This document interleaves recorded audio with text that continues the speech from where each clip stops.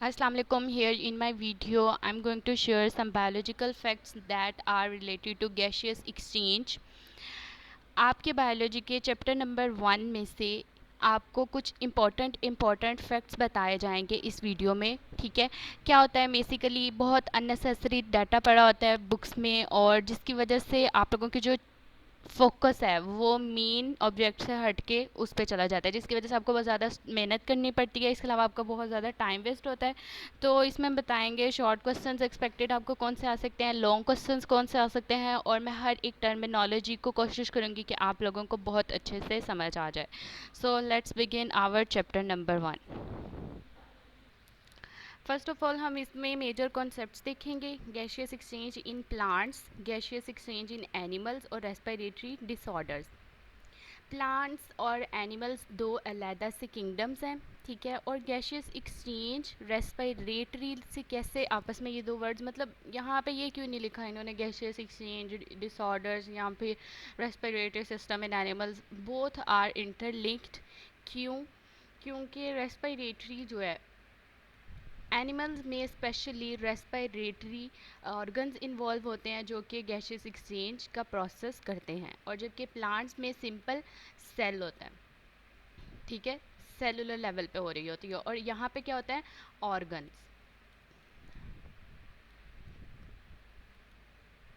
इसके अलावा ये ऑर्गन्स, ठीक है, इसमें सेलुलर लेवल पे है और एनिमल्स में ऑर्गन लेवल पे।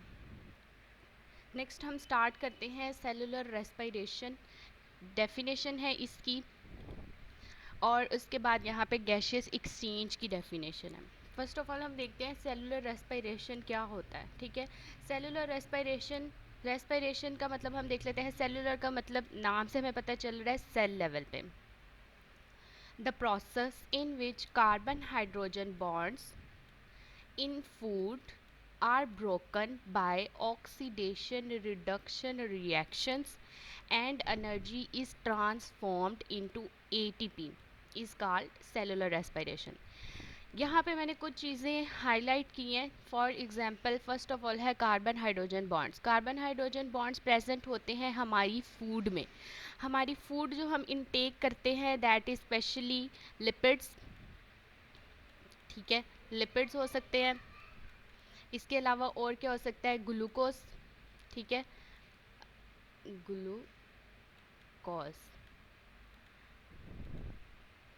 ये सॉरी अवॉइड करें इसके स्पेलिंग्स को। और ये ग्लूकोज हो सकता है, ठीक है, लिपिड्स हो सकते हैं, प्रोटीन्स हो सकते हैं, जो कि जिनमें कार्बन और हाइड्रोजन बॉन्ड्स होते हैं, और वो बेसिकली हमारी फूड में प्रेजेंट होता है। ये ब्रोक हो जाते हैं oxidation reduction reactions. Oxidation reduction reactions को हम रिडॉक्स रिएक्शन भी बोलते हैं, जिसमें हमारा क्या हो रहा होता है, एक्सचेंज ऑफ इलेक्ट्रॉन्स, ठीक है, ये हमारे इलेक्ट्रॉन्स हैं, इलेक्ट्रॉन्स का एक्सचेंज हो रहा होता है। और एनर्जी जो होती है वो हमें एटीपी की फॉर्म में मिल जाती है, जो कि बेसिक हमारी नीड है, जिसकी वजह से हम अपनी फूड इनटेक कर रहे हैं।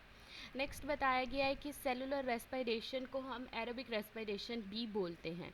एरोबिक रेस्पिरेशन क्यों बोलते हैं? क्योंकि इसमें ऑक्सीजन यूज हो रही होती है, ठीक है, मतलब इस प्रोसेस में ऑक्सीजन नेसेसरी है। Without this you can't do cellular respiration. अब नेक्स्ट जो कि हमारा चैप्टर का नेम है गैसियस एक्सचेंज, क्या होता है? Taking in oxygen and giving out carbon dioxide is called gaseous exchange. Simple जिसको हम कहते हैं इनहेलिंग, दिस इज़ और इनहेलिंग एंड दिस इज़ और एक्सहेलिंग, जिसमें हम ऑक्सीजन का इंटेक करते हैं, कार्बन डाइऑक्साइड को रिमूव कर देते हैं। ये क्या कहते हैं इसको? Gaseous exchange in simple words. लेकिन अगर हम प्लांट्स में देखें तो प्लांट्स में इसका थोड़ा ऑपोजिट भी हो सकता है, और हो सकता है कि बिल्कुल भी ना हो गैसियस एक्सचेंज, वो हम नेक्स्ट डिस्कस करेंगे। अब यहाँ पे थोड़ा सा नोट बताया गया है, organisms need energy in the form of ATP for their activities. जैसे कि मैंने ऊपर बताया, जो हमारी फूड होती है उसका मेन पर्पस ही यही होता है एटीपी का गेन करना। Without ATP you can't move, you can't do any function, कोई भी फंक्शन नहीं हो सकता, कुछ भी नहीं हो सकता, ठीक है, एटीपी नेसेसरी है। अब ये दो जो क्वेश्चंस आपको इजीली आ सकते हैं आपके पेपर में, सबसे पहले तो सेलुलर रेस्पिरेशन क्या होता है, देन ये आ सकता है सेलुलर रेस्पिरेशन एरोबिक रेस्पिरेशन से कैसे लिंक करता है। इस वीडियो के लास्ट पे मैं आपको कुछ एक्सपेक्टेड शॉर्ट क्वेश्चंस और लॉन्ग क्वेश्चंस भी मेंशन कर दूंगी, उसको भी आप अच्छे से देख लीजिएगा। और उसके अलावा आपको डेफिनेशन आ सकती है सेकंड नंबर पे ये गैशियस एक्सचेंज की और फर्स्ट नंबर पे सेलुलर रेस्पिरेशन की। यहाँ से आपके काफ़ी एमसीक्यूज़ भी बन सकते हैं।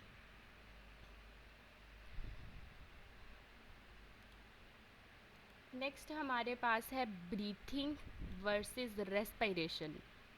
ब्रीथिंग होता है सिंपल, जिसको हम सांस लेना कहते हैं। रेस्पिरेशन का प्रोसेस, जिसकी हमने अभी पिछली स्लाइड पे हमने इसकी डेफिनेशन लिखी है, ठीक है।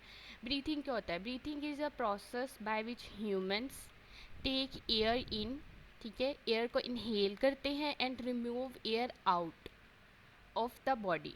कहाँ पे कर देते हैं? इन्वायरमेंट में, ठीक है। ब्रीथिंग सिंपल है, जिसको हम सांस लेना बोलते हैं। और ये कौन सा प्रोसेस है? Mechanical process. फिजिकल प्रोसेस भी हो सकते हैं क्योंकि इसमें हमारे लंग्स इन्वॉल्व होते हैं, इसके अलावा हमारा डायफ्राम इन्वॉल्व होता है और बाकी सारे प्रोसेस है जिसको हम नेक्स्ट ब्रीफली डिस्कस करेंगे।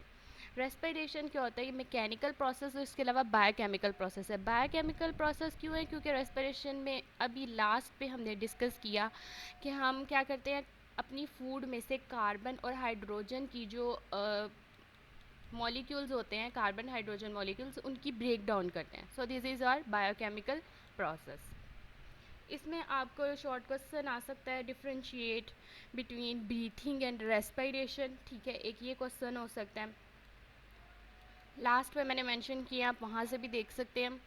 इसके अलावा आपको ये आ सकता है, explain why breathing and respiration are not synonyms, ठीक है। ब्रीथिंग और रेस्पिरेशन को दोनों को कंसीडर किया जा सकता था कि ये दोनों एक जैसे ही हैं, क्योंकि तकरीबन वही बात है। लेकिन इसमें क्या होता है? मैकेनिकल प्रोसेस होता है, इसमें हमारा बायोकेमिकल प्रोसेस होता है। अगर हम इसकी डीप में जाएँ तो बोथ आर डिफरेंट, ठीक है। एक ये क्वेश्चन आ सकता है आपको। थर्ड अलग-अलग से आ सकता है, व्हाट इज़ ब्रीथिंग, और एक और आ सकता है, व्हाट इज़ रेस्पिरेशन। अब हम देखते हैं हमारा मेन टॉपिक, जो कि है गैशियस एक्सचेंज इन प्लांट्स। आप अपनी बुक से पॉइंट 10.1 ओपन कर लें, और अगर आपने इसको टैली करना है, अंडरलाइन करना है या कुछ भी करना है तो आप वहाँ से इसको इजीली देख सकते हैं। इसके अलावा मैं बुक का लिंक भी इस वीडियो में ऐड कर दूँगी। अब सबसे पहले बताया गया है, जैसे कि मैंने पहले भी डिस्कस किया, प्लांट्स में ऑर्गन्स नहीं होते, प्लांट्स में सेल लेवल पे हो रही होती है हमारी gaseous exchange. First of all इसमें बताया गया है स्टोमेटा का, देन सेकेंड बताया गया है लेंटिसेल्स का, और फिर इसके अलावा कुछ रूट्स में गैशियस एक्सचेंज होती है, उसका प्रोसेस बताया गया। First of all let's see stomata कहाँ प्रेजेंस होते हैं। यहाँ पे इसकी प्रेजेंस बताई गई है, the young leaves stem have stomata, ठीक है। जो यंग लीव्स होते हैं और स्टेम होते हैं, वहाँ पे स्टोमेटा प्रेजेंट होते हैं। यहाँ पे स्टोमेटा की शेप नहीं बताई गई, लेकिन मैं आपको एक्सप्लेन कर देती हूँ। स्टोमेटा की शेप जो होती है, बीन शेप, दो ऑर्गेनेलिज कह लें आप, इस तरह प्रेजेंट होते हैं। दरमियान में यहाँ पे जो स्पेस है, उसकी मदद से एयर पास आउट होती है, ठीक है। नेक्स्ट डायग्राम में मैं आपको ब्रीफली समझा दूंगी। और जो ये बीन शेप्ड होते हैं, इसको हम गार्ड सेल्स बोलते हैं। इसके अलावा अब अगर हम गैशियस एक्सचेंज की बात करें, तो दो तरह की सिचुएशंस फेस करना पड़ती हैं प्लांट को, डे टाइम में और नाइट टाइम में, सॉरी। डे टाइम में क्या होता है, ऑक्सीजन यूटिलाइज्ड हो रही होती है रेस्पिरेशन में, ठीक है। Respiration is process in which oxygen is utilised and carbon dioxide is product, ठीक है। कार्बन डाइऑक्साइड हमारी प्रोडक्ट होती है और ऑक्सीजन जो होती है वो हमारी रिएक्टेंट्स होते हैं। अब मतलब डे टाइम में क्या होगा, there is a lot of carbon dioxide, ठीक है। और सेकंड अगर हम देखें तो क्या हो रहा होता है, फोटोसिंथेसिस का प्रोसेस हो रहा होता है। When there is sun in day time, plant do photosynthesis. Photosynthesis के रिएक्टेंट्स जो हैं वो हमारी रेस्पिरेशन के प्रोडक्ट्स हैं। समझ आया? रेस्पिरेशन के products are the reactants of photosynthesis, ठीक है। और फोटोसिंथेसिस के जो प्रोडक्ट है वो हमारी है ऑक्सीजन, और ऑक्सीजन यूज़ हो रही होती है रेस्पिरेशन में। मैं आपको ये यहाँ पे एक रिएक्शन दिखाती हूँ, carbon dioxide plus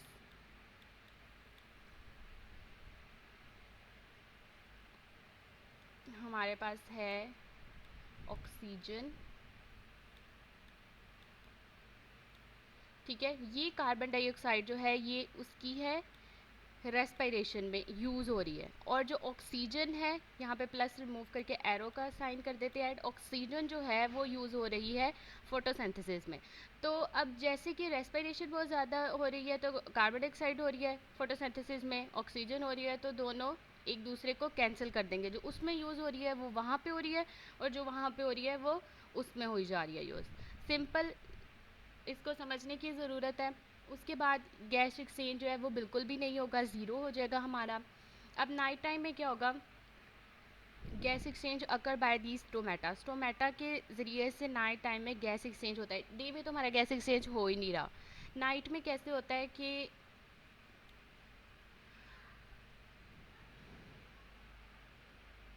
carbon dioxide जो है वो फोटोसिंथेसिस में यूज़ होती है, लेकिन फोटोसिंथेसिस का प्रोसेस हो ही नहीं रहा। क्यों? क्योंकि नाइट में हमारे पास सन नहीं मौजूद, ठीक है। सनलाइट नहीं होती, फोटोसिंथेसिस का प्रोसेस नहीं हो रहा, कार्बन डाइऑक्साइड यूज़ नहीं हो रही जो कि रेस्पिरेशन में प्रोड्यूस हो रही थी। तो इसलिए क्या होगा, कार्बन डाइऑक्साइड जो होगी वो प्लांट इन्वायरमेंट में रिमूव कर देंगे, ठीक है। कार्बन डाइऑक्साइड प्लांट इन्वायरमेंट में रिमूव कर देंगे, जिसकी वजह से क्या होता है कि प्लांट्स के पास रात के टाइम अक्सर आपने सुना होगा अलाउ किया जाता है कि ना जाया जाए, ठीक है।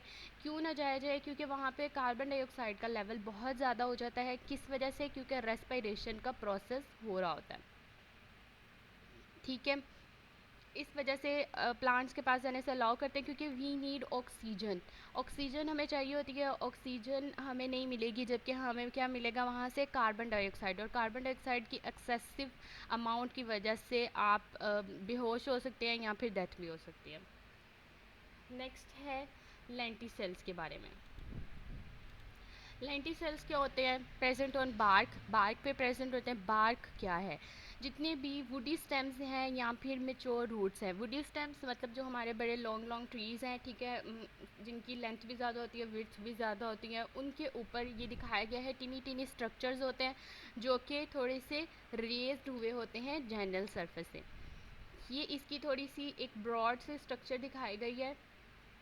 ये जो एरिया है, this area is responsible for gas exchange आ रही है और यहाँ से, ठीक है।